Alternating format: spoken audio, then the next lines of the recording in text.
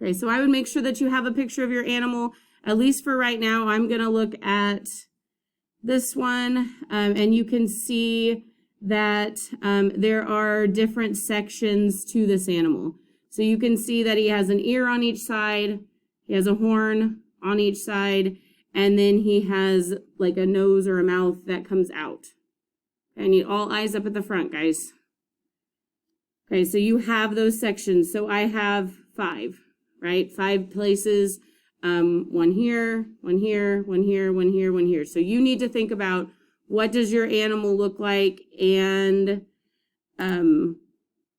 what do you need to do and what sections do you have of that animal, okay? Because that's going to be the most important.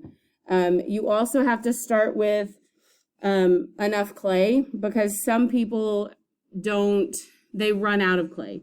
And so what we're going to do is we're going to just start with just like a blob. Okay, we're just going to round this out.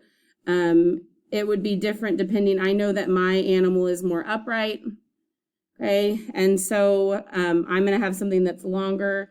If I were to do like an elephant, then I would probably be starting with something that was more, okay, like circular like this. Okay, so you can kind of think about what shape do you have to begin with and what shape do you need to start with here. Okay, so I'm going to start with this and I'm going to do the most basic part of this where I need to have the neck and I need to have the head.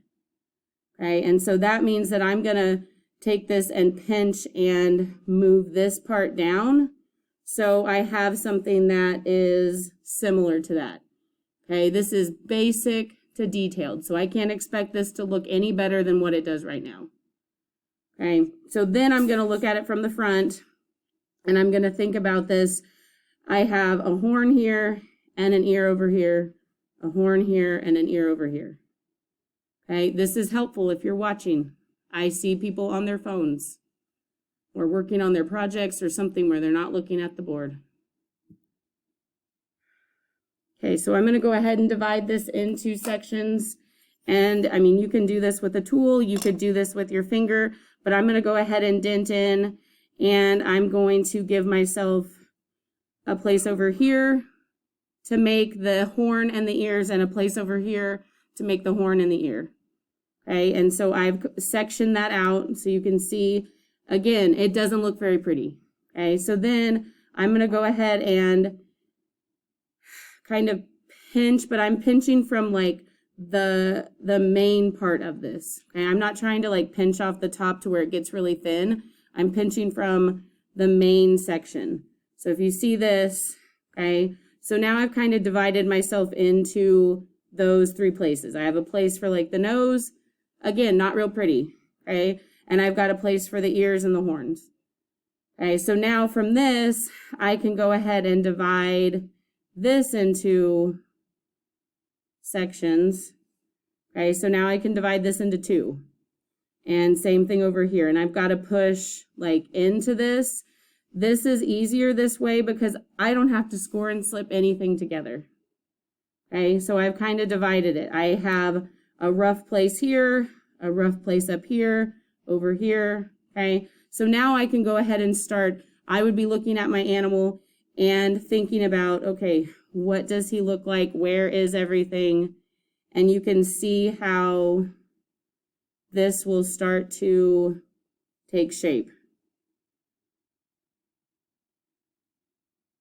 And you've got to pinch from the big section of clay. You can't just pinch from this little section.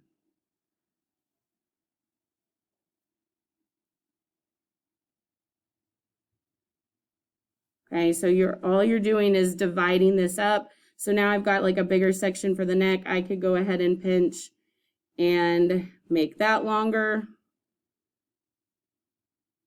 Okay, so all from one piece of clay in not very much time.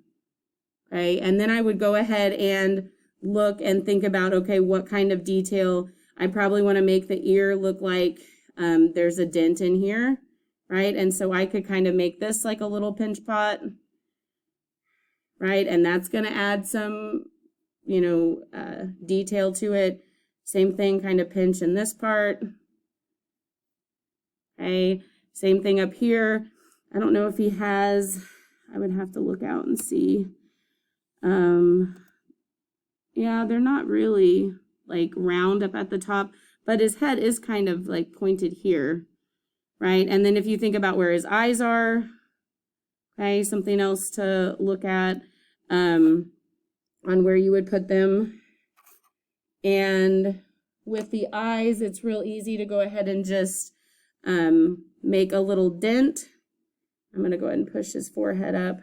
The more details that you have, the more like this animal it's going to look. Okay, so like his eyes were right down here. Let's make this bigger.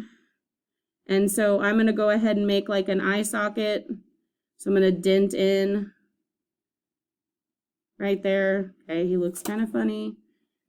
Give me a second. And then I'm just going to roll and make 2 little dots to go inside here. And so I'm going to make a small piece and cut this in half so they're going to be the same. And they would get like scored and slipped inside here. Okay, so that's something that you can do. You always want to check and look from the side because maybe I have too much, okay, and I might need to kind of alter that and change that part of it.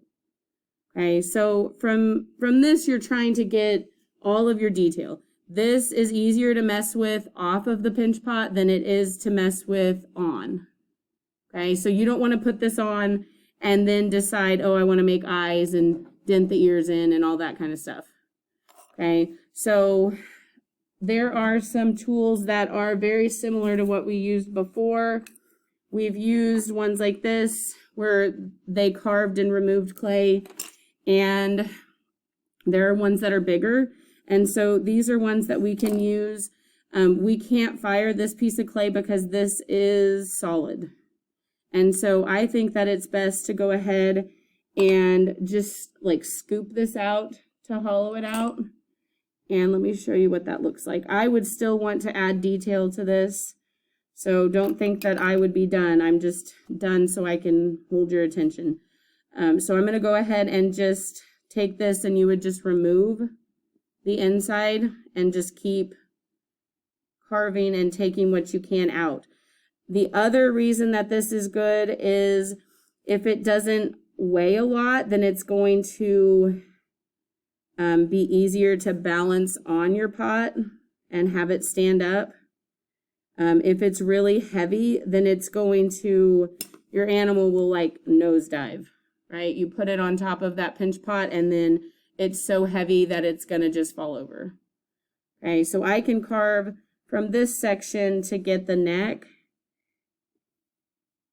Okay, and every animal is a little different. So that's the hard thing with this is I'm not going to be up here, and you probably don't want to watch me make every single person's animal.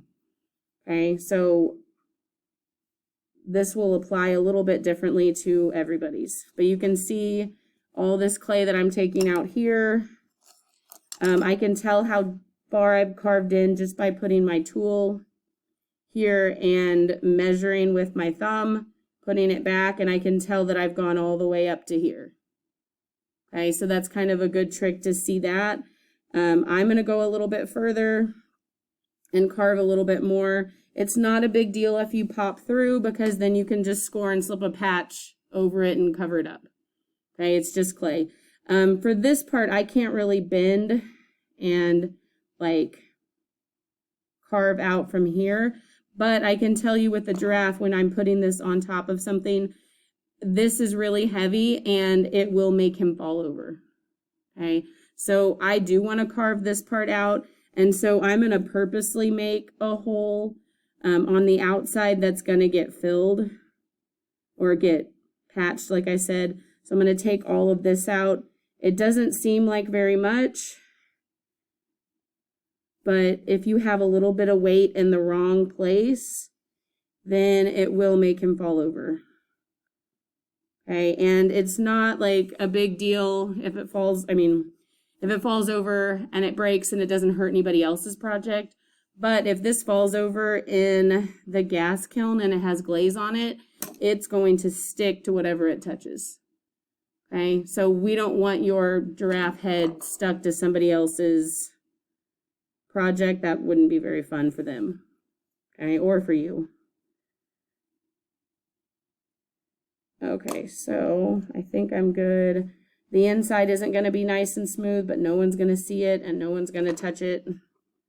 Okay, but I've got this hollowed out, and you can see like all of this is the clay that came out from the inside of that. Okay, and some of this and some of this. Okay, and then I would just take a piece and score and slip over this. And I could do that just with like one of those pieces that we had made before, score and slip and cover this up and blend it. Okay, it's clay, it's gonna be fine to score and slip and do that. Okay, so I feel like you know how to score and slip, so I'm not gonna show you that part. If you have something that is kind of a different size, so like I talked about, like an elephant, it has really big sections on each side. You really have to think about like dividing this into like bigger places so you can like turn this into an elephant. Okay, and you have to pinch from the big part of the clay rather than like just pinching from the edge. Okay, some people will pinch like this and it's like really thin and they don't have any more left to pinch. So if I had kind of pushed this back and got this, then I would be able to pinch from all of this. And you can see like how big of an ear I can make from that. And the same thing from this one, okay? And then the same thing from the trunk. And he does have, or at least some of them would have like those like tusks. So I think just some of them, I don't really know. But you would have enough for like a trunk, right? Enough for the tusks here. Same thing over here. So we're doing this all from just one section, and it's gonna go from rough, okay, basic shapes, okay, but I can say, hey, what animal is this, right? And you guys could tell me this is an elephant, right? So it's basic, but it doesn't have all those little details that would make it look even more like an elephant, like the wrinkles, the eyes, okay, probably the little lines on the trunk, that kind of stuff. So this is where we're headed. I'm going to help some people glaze, and so we're going to have to kind of juggle back and forth. This is where I talk about you have to make, let's say if you were making the giraffe, okay, you would have to make 3 of these and save 3 of them for me to see before I'm going to help you, okay? And this is not me trying to be mean. This is me trying to get you to try, and for you to also realize that as you make things and as you practice, you get better, okay? You learn from the first one and you say, oh gosh, I didn't pinch enough for the ears. I need to do that better next time, okay? Because if I don't require that, I will have people who will sit the entire class period with this piece of clay waiting for me to come over and help them. Okay, and that doesn't do anybody any good. Okay, you are way more talented than you think.